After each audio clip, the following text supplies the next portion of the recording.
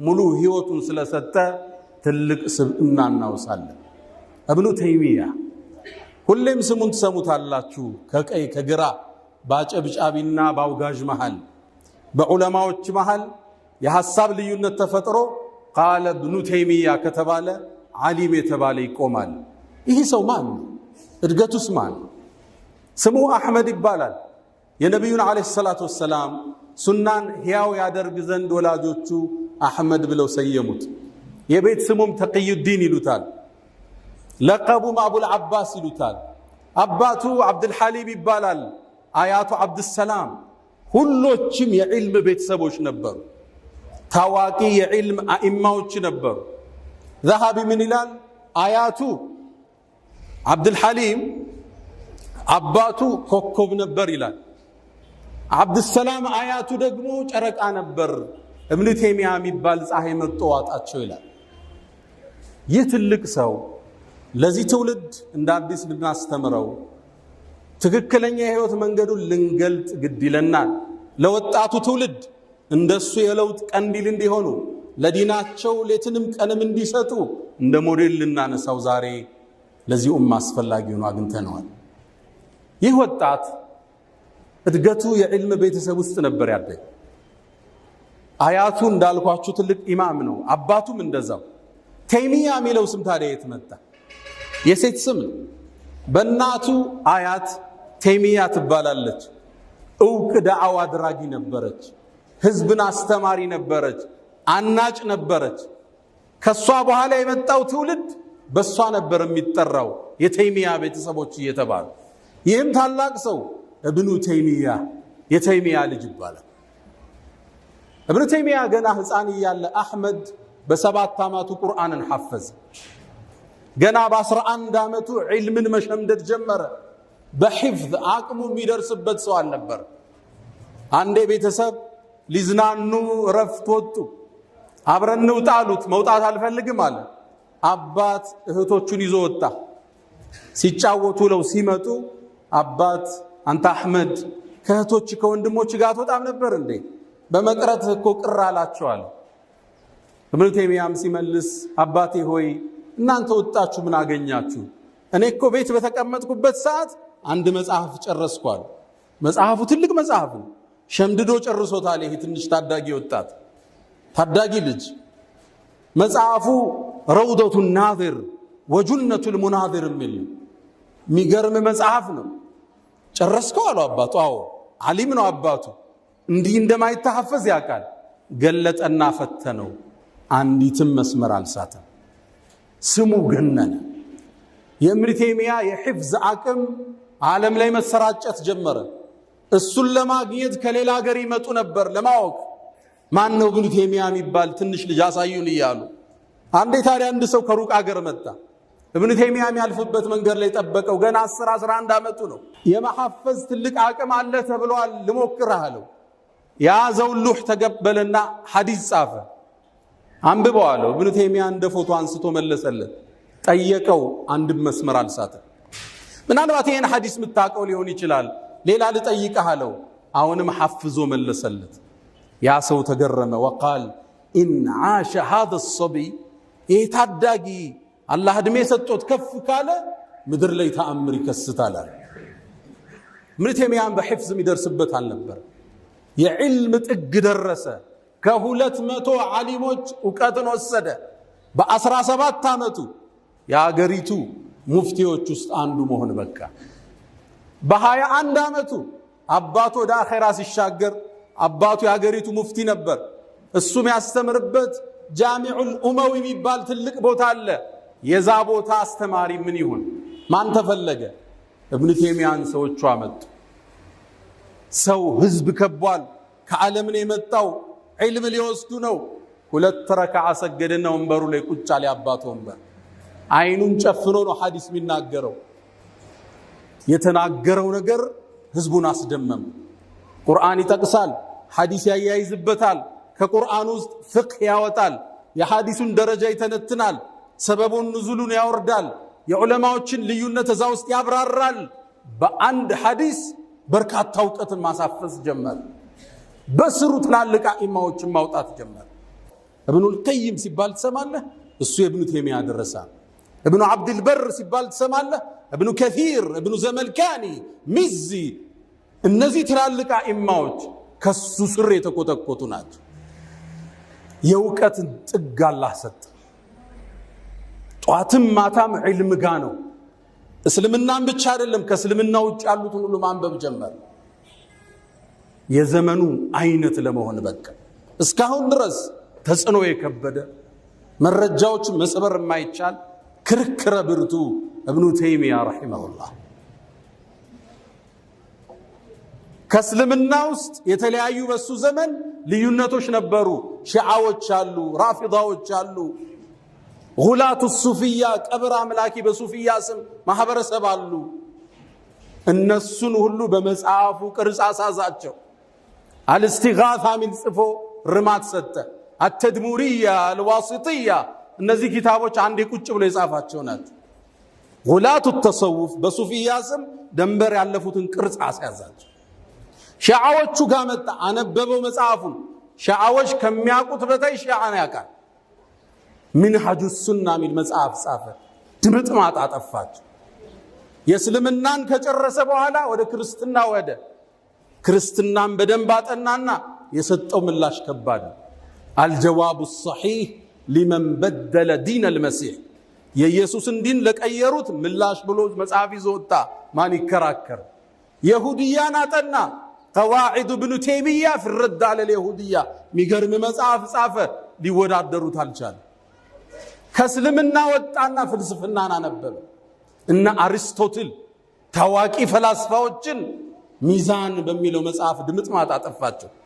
ደርዑ ተዓሩድ አልዓቅል ወነቅል የጻፈው መጽሐፍ እስካሁን አስደማሚ ነው። ታዋቂ የዓለም ፈላስፋዎችን መሰረት አሳጣቸው። ይሄን ዕልሙን ያየ ትውልድ እብኑ ተይሚያን አገነነ እና አቡ ሐያን እብኑ ተይሚያን ሲያዩ አንተል ኢማሙል ሙንተዘሩ ዓለም ቆማ ተጠብቀው የነበረ ኢማም አንተ ነበርክ ይሉታል። ተው ከሱ በኋላ የመጡ እብኑ ደቂቅን አልዒዲ ታዋቂ ዓሊም ናቸው። እብኑ ተይሚያ ጋር ቁጭ ብያወራውት ይላሉ። ፈረአይቱ ረጁለን ቀድ ውድዐት ኩሉ ልዑሉም በይነ ዐይነይ ዒልም የተባለ አላህ አይኑ ላይ ያደረገለት የፈለገውን ያነሳል፣ የፈለገውን ይተዋል። እብኑ ደቂቅ ማለት ትልቅ ዓሊም ናቸው። ግን እብኑ ተይሚያን ሲያዩ ዋለሉ። ከዛም ብያልኩት ይላሉ መጽሐፋቸው ላይ አለ ማ ኩንቱ አظን አነ አላህ በቂየ ምስለክ አላህ እንዳንተ አይነት ሰው ይፈጥራል ብዬ አልጠበቅኩም ነበር። ተአምር ነበር። እነ እብኑ ሐጀር አልአስቀላኒ አሚሩል ሙእሚኒን ፊል ሐዲስ ስለ እብኑ ተይሚያ ሲናገሩ ዱረሩል ካሚና መጽሐፋቸው ላይ ተመልከት። ስለሱ ያወሩት አይጠግቡ። ስለሱ የተናገሩ አኢማዎችን ሲዘረዝሩ ሸይኹል እስላም የእስልምናው ሼኽ ሚል ማዕረግ የተሰጠው እሱ ነው። ዓለም ላይ ስሙ ሲጠራ ትዝ ቢል እሱ ሰው ብቻ። 85 አኢማዎች ሸይኹል እስላም ብለውታል ይላሉ ስለሱ ሲጽፉ። ወሹህረቱ ኢማመቲህ ይላሉ እዚህ መጽሐፍ ላይ። የመሪነት እውቅናው እኮ አሽሃሩ ሚነ ሸምስ ፀሐይ ከምትታወቀው በላይ ይታወቃል ይላል። ሸይኹል እስላም የሚለው ስያሜው እስካሁን ድረስ እኛ ገንዘብ እንዳለ ለወደፊትም ይቀጥላል ይላሉ ኢማም እብኑ ሐጀር። የእብኑ ተይሚያን ኢማምነት የሚቃወም ወይ ጃሂል ነው አሊያም ደግሞ ኢንሷፍ የሌላቸው ነው ይላሉ። ፍትሃዊ ያልሆኑ አውቀው የበደሉት እያወቁ ያጠፉ ማለት። ኢማም አስዩጢና ኢትሓፍ ሳዳቱል ሙተቂን ሚል መጽሐፍ አላቸው። ስለ እብኑ ተይሚያ መግቢያቸው ላይ እንዲህ ይላሉ፣ ወርደህ አረጋግጥ። ኢማም አልሓፊዝ አስዩጢ አሐዱ ሙጀድዲ ሃዚሂ ልኡማ እሳቸው ምን ይላሉ? هو شيخ الإسلام يسلمنا وشيخ السنة الحافظ يحادث اكسبرت السنة الفقيه يفقيه اكسبرت السنة المجتهد اجتهاد درجة يدرس السنة المفسر البارع غرة زماني يكفل زمنه كستت نبر الى عالم الزهاد دنيان يتوت زاهدوች ዓለም ምልክት ነበር እብኑ ተይሚያ ይላል። ذهبي የሳቸው ደረሳ ስለ ዒልሙ ሲናገሩ والله በአላህ ይሁንብኝ ይላል ብምል መቃመል ኢብራሂምና ሩክን ከዓባ ጥግ ቆሜ እኔ እብኑ ተይሚያ አይነት ሰው እንዳላየው እብኑ ተይሚያ ራሱ የራሱ አይነት ሰው አይቶ እንደማያውቅ ብምል ለማ ኩንቱ ሐኒፈን ወንጀለኛ አይደለሁም ይላል ኢብኑ ተይሚየህ አልሐራኒ። ይህ ታላቅ ሰው፣ ይህ የለውጥ ቀንዲል፣ ይህ የነቢዩን ሱና ሕያው ያደረገ ዛሬ ዳግም ልናነሳው በእኛ ላይ ግድ ነው። ዕልሙ ብቻ አልነበረም ሰውን ያስደመመው። ኢብኑ ተይሚያ ዓቢድና ዛኪር ነበር። አሁን የእሱ ተከታይ ነን የምንል ትውልዶች እጃችን ላይ የጠፋው መሳሪያ ዛኪር ነበር ኢብኑ ተይሚያ። ዚክር ነው ሙሉ ቀኑን የሚያጠፋው። ኢብኑል ቀይም ዋቢል ሰይብ ሚል መጽሐፉ ላይ ስለሱ ያወሳል። አንዴ ይላል ሱብሒ ሰግዶ ቁጭ አለ ኢብኑ ተይሚያ፣ ዚክር ያዘ፣ መጣው አልጨረሰም፣ ተመለስኩ አልጨረሰም። ሶስተኛ ስመጣ መገረሜን አይቶ ቀና ብሎ አይ። ከዛም ሃዚህ ገድወቲ፣ ይሄ እኮ የሩሄ ምግብ ነው አለ። ኢለማ ተገዳ ሰቀጠት ቁዋይ፣ ኃይሌ ይወድቃል እኮ ይሄን ካልበላው አለ። ዚክር ይወድ ነበር። ሱብሒ ሰግዶ ዚክር ነው የሚያሳልፈው። ኢብኑል ቀይም ይላል በዚክሮቹ መሃል አንገቱን ቀና እያደረገ ወደ ሰማይ አላህን እያወራ ይመለሳል ይላል። ሱብሓነከ ወቢሐምድክ። ኢብኑ ተይሚያ በዚክሩ ነው የሚታወቀው። መጽሐፍ ሲጽፍ በአንድ ቀን የጻፈውን ሰዎች ለመገልበጥ ሳምንት ይፈጅባቸው ነበር። እሱ በቀን የጻፈው ተጠየቀ። እንዴት ነው ይህን ችሎታ ያገኘው አሉ። አንድ ጥያቄ መለስ። ፈወላህ ማ ረፈዕቱ ቀለመን ወላ ወضዕቱ ኢላ ሰበሕቱ ላህ ስብሓነሁ ወተዓላ። እኔ እኮ ብዕሬን አላነሳም አላስቀምጥም አላህን ተስቢሕ ያረኩ ቢሆን እንጂ አለ። ኢብኑ ተይሚያ ሲያሰግድ አላሁ አክበር ሲል ቀልባችን ከሆዳችን ሊወጣ ይመስለናል ይላሉ። የግርማ ሞገሱ ዛኪር ነበር፣ ዓቢድ ነበር። ህዝቡ በዒባዳው በዕልሙ አጋነነው፣ አላቁት፣ ሸይኹል ኢስላም ብለው ሰየሙት። ሲያዳንቁት ግን አይወድም ነበር። እኔ ለአላህ ተናናሽ ተራ ባሪያው ነኝ ይል ነበር። ኢብኑል ቀይም ምን ይላል? እሱ ፊት ላይ ውዳሴ ከተሰጠው ካደነቁት ፊቱ ይቀየር ነበር። አነ ላ ሸይ፣ እኔ ምንም አይደለሁም ይላቸዋል። ወላ ሚኒ ሸይ ወላ ፊየ ሸይ፣ እኔ ዘንድ ምንም የለም፣ ምንም ያረኩት አስተዋጽኦ የለም፣ ለምን የምታደንቁ? ፈወላሂ ማ ዚልቱ ጀድዲ እስላሚ፣ እስልምናዬን ሁሌም እንዳደስኩ ምኖር ሰው ነኝ፣ አታዳንቁኝ ይላል። ግጥም ይገጥማል። አነል ሙከዲ ወብንል ሙከዲ ሃከዛ ካነ አቢ ወጀዲ፣ ሰባራይ ደካማ ልጅ፣ ደካማ አያቶቼ ደካማ፣ ከአላህ ፈላጊዎች ነን ይል ነበር። ሙፍተቂር ነበር ወደ አላህ፣ የሰውን ጭብጨባ አይፈልግም። ዓላማው ይሄን ትውልድ መቀስቀስ ነበር። ኢብኑል ቀይም መዳሪጁሁ ሳሊኪን የሚባለው ውብ መጽሐፉ ላይ ኢብኑል ተይሚያ በህይወቱ የመጨረሻ ጊዜ አንድ ደብዳቤ ጻፈልኝ ይላል። ደብዳቤው ጋር ያይዞ ይችን ግጥም አስቀምጧታል። አነል ፈቂር ኢላ ረቢል በሪያት፣ እኔ እኮ ወደ ሰው ልጆች ጌታ ከጃይ ዳሃው ነኝ። አነል ምስኪን ፊ መጅሙዕ ሓላት፣ እኔ ምስኪኑ ነኝ በሁሉም ሁኔታ። አነ ዘሉሙን ሊነፍሲ ወሂየ ዛሊመቲ፣ ነፍሴን በድያታለሁ እሷን በድላኛለች። ላ አስተጢዑ ሊነፍሲ ጀልበ መንፈዓትን ወላ አን ነፍሲ ሊደፍዑ ልመضራቲ፣ ወደ ራሴ መልካም መሳብ አልችል መገፍተርም አልችል፣ ምስኪን ነኝ ይል ነበር ኢብኑ ተይሚያ። ሙፍተቂር በዚህ ነው የሚታወቀው። አቅም የለኝም አላህ እርዳኝ የሚል ሰው። የያዘው ዕልም የተቅዋ ውጤት ነው ይላሉ አኢማዎቹ ስለሱ ታሪክ ሲጽፉ። አንዳንዴ ይላል ስለ ራሱ ሲናገር ዕልሙ በዛና ብዙ እውቀቶች ወደሱ ይመጣል፣ ፈትዋ መስጠት አይችልም። እወጣለሁ ይላል ዕልሙን ቢስ ይለኝ ሲዘጋብኝ ፈትዋው። ከሀገሪቱ ገጠሮች ላይ የተለቀቁ ህዝብ የተዋቸው መስጂዶች አሉ፣ አቧራ የለበሱ የተከፋፈቱ። ወደዛ ይሄድና ኢብኑ ተይሚያ መሬት ላይ ይወድቃል፣ አቧራ ይለብሳል። ያ ሙዓሊመ አደም ዓልምኒ፣ አንተ አደምን ያስተማርከው አላህ አሳውቀኝ። ያ ሙፈሂመ ሱለይማን ፈሂምኒ፣ ሱለይማንን ግንዛቤ የሰጠኸው አላህ አሳውቀኝ ብዬ ለምነዋለሁ ይላል። ስመለስ አላህ ከፍቶልኛል ይላል። አንዳንዴ ፈትዋ ጠየቅና ፈትዋው ይጠፋኛል። ያንን ዕልም የያዘ ሰው አላህን 1000 ጊዜ እስትግፋር አረጋል፣ ማህርታውን ከጅለዋለሁ፣ አላህ ወዲያውን ይከፍትልኛል ይላል። ኢብኑ ተይሚያ ሲራመድ ካየው ዚክር እያለ ነው፣ ሲመለስ ዚክር ነው፣ ሲተኛ ዚክር ነው። በዚህ ላይ ቁርአንን በየ7 ቀኑ ያختማል። ከሱብሒ በኋላ ፋቲሃን መደጋገም ይወድ ነበር። ጠየቁት ለምንድን ነው አሉት።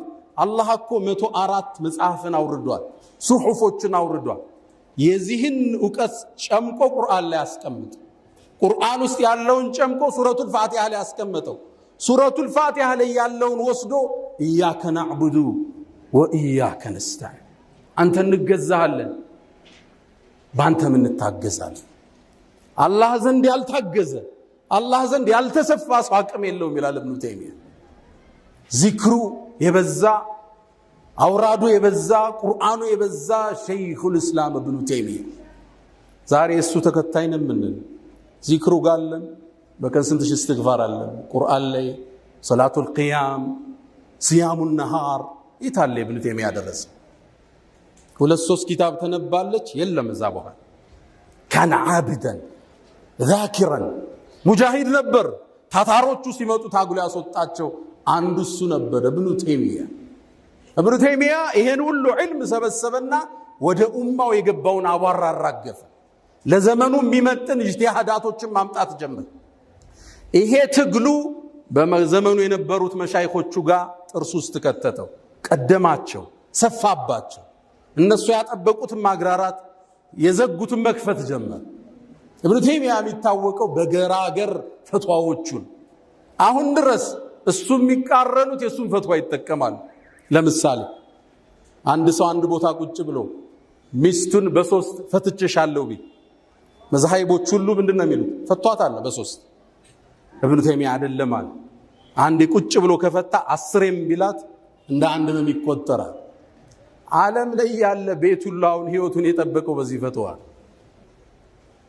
ለምሳሌ ጠዋፍ አሁን የኡምራ ሐጅ ዳችኋል። የኡምራ ፕሮሰስ አሁን እዛው ውስጥ ገብታችሁ 4 ሰዓት ይፈጃል።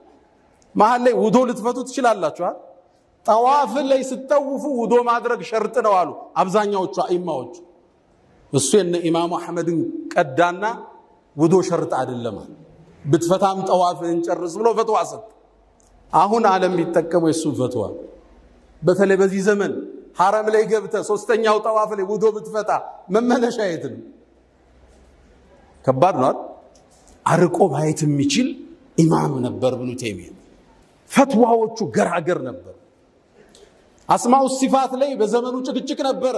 በአላህ ባህሪያትና ስሞች ላይ ገሩም መንገድ ከኢማሙ አህመድ ጽቦ አሻዒራዎቹ ጋር ተጋጠመ። የሱ አቋም ቀላል ግልጽ አረገው። አላህ አለኝን ያለውን ሲፈት እናጸድቃለን እንዴት ስንባል ለይሰ ከሚስሊ ሸይ ወሁወ ሰሚዑል በሲር ወጠመድ ምሳያ የለው።